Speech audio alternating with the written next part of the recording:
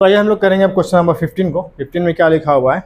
A straight highway leads to the foot of a tower. ठीक। A man standing at the top of the tower observe a car at an angle of depression of 30 degree. मान लेते हैं road है, ये road का मान ले चौड़ाई है। रोड तो सीधा ऐसे जा रहा है, ये रोड का चौड़ाई है। एक साइड पे आपका लगा हुआ होगा, एक पोल लगा हुआ है, ये भी एक पोल मान लिए, और यहाँ पे सी मान लिए। क्या मानेंगे? Let A B is a pole. Pole ही नहीं लिखा हुआ है, टावर लिखा हुआ है। टावर लिख देते हैं, टावर। ठीक है, चलिए। तो यहाँ पे एक आदमी बैठा हुआ है और वहाँ से नीचे देख रहा है एक कार आ रहा है। इधर से कहीं से, इसे किनारे खड़ा हुआ है, देखता हुआ इधर से कहीं से कार चल के आ रहा है। ठीक है, एंगल ऑफ डिप्रेशन कितना? 30 डिग्री है। Which is approaching the foot of the tower with a uniform speed. ये क्या है? यहाँ पे इसका एंगल ऑफ एलिवेशन दिया हुआ है, 30 डिग्री बनता है। यानी यहाँ से हम लोग सीधा लाइन पहले खींचेंगे क्योंकि डिप्रेशन एंगल बन रहा ना। यहाँ पे ये बना रहा 30 डिग्री, यहाँ 30 है तो यहाँ भी 30 डिग्री बनाएगा, है ना, क्योंकि ये दोनों पैरेलल होता है और एंगल ऑफ ये क्या है? अल्टरनेट एंगल है। ठीक है, बराबर होता है, एक अंतर कोण बराबर होता है। आगे लिखा हुआ है कि कार जो एक यूनिफॉर्म स्पीड से जो है आपका टावर की तरफ बढ़ रहा है। ठीक है, कार कुछ आगे बढ़ रहा है। कार यहाँ से मान लेते हैं यहाँ चला आया, सी डैश मान ली, कार यहाँ तक चला आया 6 सेकंड के बाद, 6 सेकंड के बाद यहाँ चला है। ठीक है, the angle of depression of car is found to be 60 degree. अब इसका एंगल ऑफ डिप्रेशन जो है क्या हो गया? 60 डिग्री। यहाँ 60 बना दिए, हालांकि बनना यहाँ पे चाहिए था। ये 60 डिग्री है तो ये 60 तो ये भी 60 होगा। ठीक है, क्योंकि अल्टरनेट एंगल है, एकांतर कोण है। लिखा find the time taken by the car to reach the foot of the tower from this point. कितना टाइम लिया कार इस पॉइंट से यहाँ तक पहुँचने में? कार कितना टाइम लिया? यहाँ से तक कितना टाइम लिया? 6 सेकंड का टाइम लिया, 6 सेकंड। तो हम लोग सबसे पहले क्या करेंगे, ध्यान से देखिएगा। यहाँ पे लिख दीजिए C is a car, C is a car. ठीक है, सी डैश लिखे चूँकि कार ही है और वहाँ पे डैश लगा चूँकि वही कार आगे बढ़ा है। ठीक है, तो सबसे पहले हम लोग लिखेंगे let uniform speed of car equal x kilometre per hour. x kilometre per hour मान लिए हम लोग। ठीक है,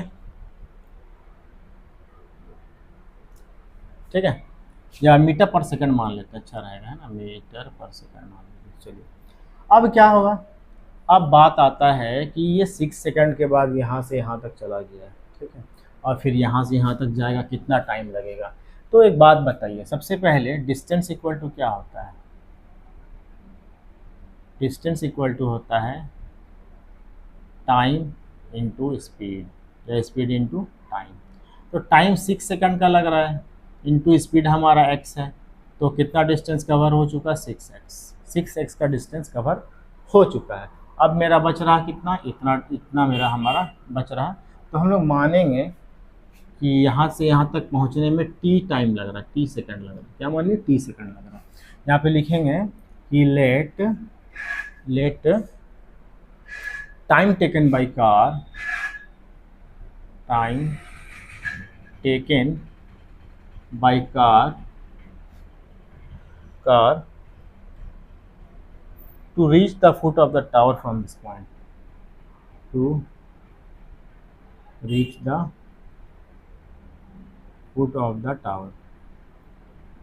ठीक है, टावर तक पहुंचने में टाइम कितना लग रहा है? t सेकंड लग रहा है, यहाँ से लग रहा है, दिस पॉइंट से। ठीक है, अब ध्यान से सुनिएगा, अब डिस्टेंस क्या हो जाएगा हमारा? डिस्टेंस क्या हो जाएगा? डिस्टेंस हमारा क्या हो जाएगा? बी सी डैश बी हो जाएगा ना। ये डिस्टेंस हमारा क्या था? सी डैश था, और यहाँ पे क्या हो जाएगा? C dash B. क्या हो जाएगा? यूनिफॉर्म स्पीड हमारा x है, स्पीड इंटू टाइम लिख देता है यहाँ पे, स्पीड इंटू टाइम। स्पीड हमारा क्या है? x है, यूनिफॉर्म स्पीड, और टाइम कितना ले रहे हैं? t ले रहे हैं, यानी डिस्टेंस हमारा क्या हो गया? xt हो गया। यानी यहाँ से यहाँ तक का भी डिस्टेंस पता चल चुका है और यहाँ से यहाँ तक का भी डिस्टेंस पता चल चुका है। हमको निकालना है हाइट ऑफ द टावर, वही निकालना नहीं, टाइम निकालना, टाइम निकालना। और हाइट ऑफ द टावर यहाँ पे कुछ दिया हुआ है नहीं, चलिए कोई बात नहीं।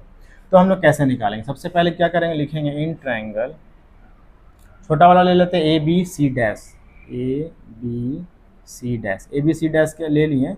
तो इसमें क्या बन रहा है, ये है हमारा एंगल, इसके सामने वाला परपेंडिकुलर, ये वाला बेस, यानी tan थीटा, परपेंडिकुलर बेस का tan थीटा होता है, परपेंडिकुलर बाय बेस। tan कितना डिग्री बन रहा है, 60 डिग्री बन रहा है। परपेंडिकुलर हमारा क्या है, ए बी है, और बेस हमारा क्या है, बेस है हमारा सी डैश बी।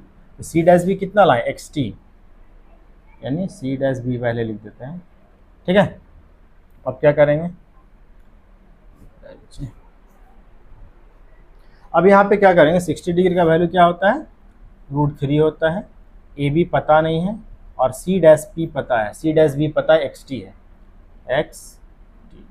अब यहाँ पे क्रॉस मल्टीप्लाई जब करेंगे √3 एक्स टी हो जाएगा, √3 एक्स टी इक्वल में क्या बच जाएगा, ए बी बच जाएगा, इसको मान लेंगे 1। इसके बाद क्या करेंगे, लिखेंगे इन ट्रायंगल, बड़े वाले ट्रायंगल को लेंगे, ए बी और सी को, इन ट्रायंगल ए बी और सी। यहाँ भी वही काम, 30 डिग्री है, इसके सामने वाला परपेंडिकुलर, ये पूरा क्या हो जाएगा, बेस हो जाएगा। यानी परपेंडिकुलर और बेस यानी क्या होता है, tan थीटा, यानी परपेंडिकुलर बाई बेस। tan कितना डिग्री बन रहा है, 30 डिग्री बन रहा है। परपेंडिकुलर क्या है, ए बी है। अब बेस देखिए क्या, यहाँ से लेके यहाँ तक बी सी, बी सी। चलिए नेक्स्ट, tan 30 डिग्री का वैल्यू कितना होता है, 1/√3, ठीक है। ए बी कितना है पता नहीं है, या एक काम करते हैं, ए बी यहाँ से ले लेते हैं। ए बी कितना है, यहाँ पे लिखा हुआ है, ए बी कितना है, √3 एक्स टी, √3 एक्स टी।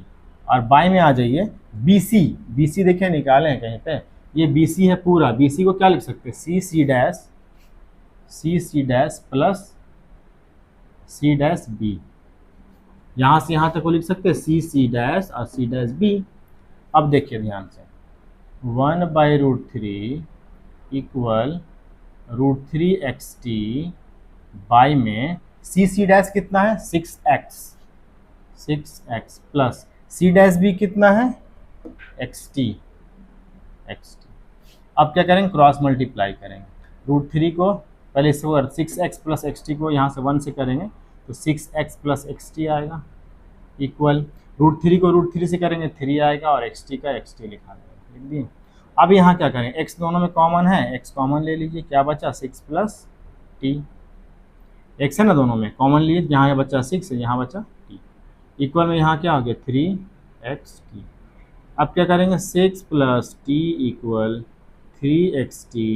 ये x यहाँ पे मल्टीप्लाई में इधर जाएगा तो डिवाइड में जाएगा, x क्या हुआ, कट जाएगा। अब क्या लिखाएगा, यहाँ पे बचा 6 प्लस टी और यहाँ क्या बचा, 3t। अब इस t को उधर भेजेंगे, यहाँ बच जाएगा 6, 3t माइनस ये प्लस t है तो इधर जाएगा तो माइनस t, क्या बच गया, यहाँ बच गया 3t में से 2t जाए 1t जाएगा तो 2t बचेगा, यहाँ बच्चा 6, 2 को इधर भेजिएगा डिवाइड में जाएगा, क्या बचेगा t, 2 से काटिएगा, 2 1 जा 2, 2 3 जा 6, तो t का वैल्यू क्या आ जाएगा, 3 आ जाएगा। और टाइम जो माने थे हम लोग सेकंड में माने थे, टाइम कितना हो गया हमारा, 3 सेकंड। ये टाइम क्या था, यही ना माना था, सी डैश बी, यानी बोला था कि इस पॉइंट से टावर के फुट तक पहुंचने में कितना टाइम लगेगा, तो टाइम कितना लगेगा, 3 सेकंड लगेगा। यहाँ पे आप माने भी थे, let time taken by the car to reach the foot of the tower t second, तो ये 3 सेकंड क्या हो गया हमारा आंसर हो जाएगा। तो ये क्वेश्चन थोड़ा सा घुमा के था, है ना। आप लोग अगर डायरेक्ट इसको 6 मान लेते हैं, इसको t मान लेते तो भी निकल जाता, लेकिन ऐसा बना नहीं सकते हम लोग, क्योंकि ये डिस्टेंस ना देके यहाँ पे टाइम दिया हुआ था, है ना। तो हम लोग उससे क्या निकालिए, डिस्टेंस निकालिए, डिस्टेंस निकालने के बाद इसको सॉल्व कर दिए, सॉल्व किए तो हमारा आंसर 3 सेकंड आ चुका है। स्क्रीनशॉट ले लीजिए, बेहतर रहेगा, है ना। तो यही था हमारा क्वेश्चन नंबर 15। चलिए, तो उम्मीद करते हैं समझ में आया होगा। तो नेक्स्ट क्वेश्चन जो हमारा है वो है क्वेश्चन नंबर 16, इसको करेंगे हम लोग नेक्स्ट वीडियो में। वीडियो पसंद आया तो लाइक करें, सब्सक्राइब करें। Thank you so much.